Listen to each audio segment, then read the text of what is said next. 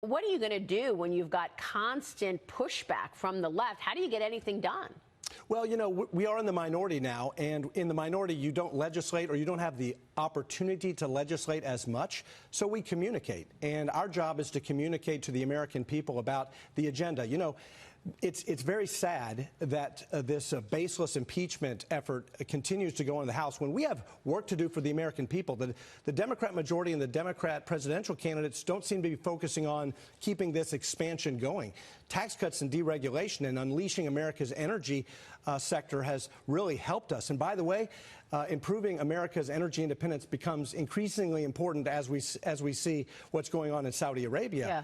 But we have USMCA to deal with. And meanwhile, the Judiciary Committee continues down this path of baseless impeachment when what we need to be focusing on is passing the USMCA trade deal, 176,000 new jobs, $68 billion in additional economic impact. This is about jobs. That's what the American people care about. So what has changed in terms of the USMCA bill? I mean, President Trump says he's looking to make some concessions on the bill.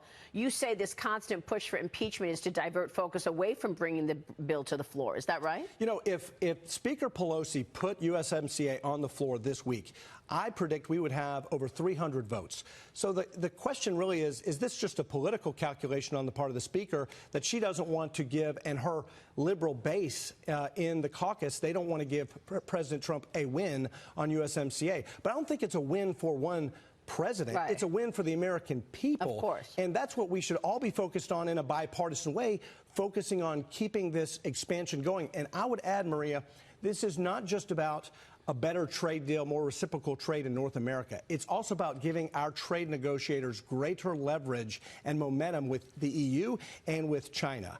And I think being able to lock in a better trade deal in North America means much better prospects for a deal with China. Well, let me ask you, we all talk about China, and in fact, trade with Canada and Mexico was $1.1 trillion last year versus China, $500 billion. Right. So it's much more important to get this passed.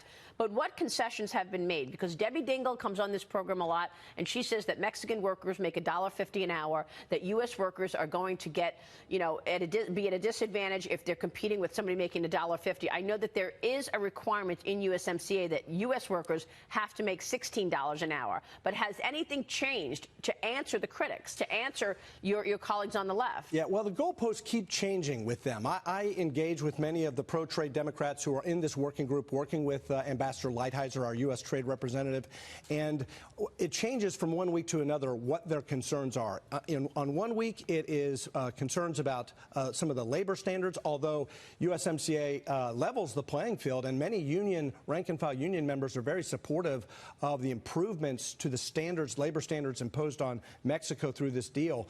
But then the next week, some of the Democrats on these working groups say, no, it's biologics or it's something else. So I think Ambassador Lighthizer wants to work with the Democrats. I think the president's willing to work with Speaker Pelosi to get a deal done.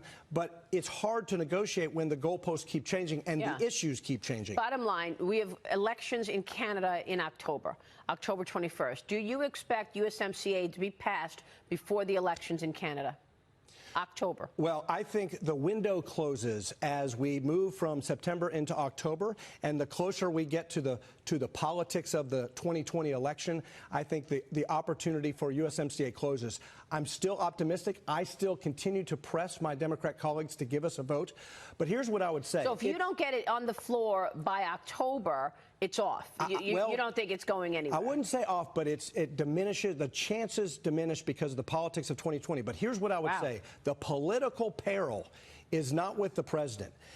If we do not get certain, if the business community does not get the certainty of USMCA, and that restrains CapEx and investment and business certainty, that is not on the president. That is on Speaker Pelosi and her caucus for standing in the way of a growth-producing reciprocal trade deal in North America. All right, it's going to be a big fight. We'll be watching. Great to have you, Congressman. Thank you. Good to be with you. Thanks so much, Congressman Andy Barr.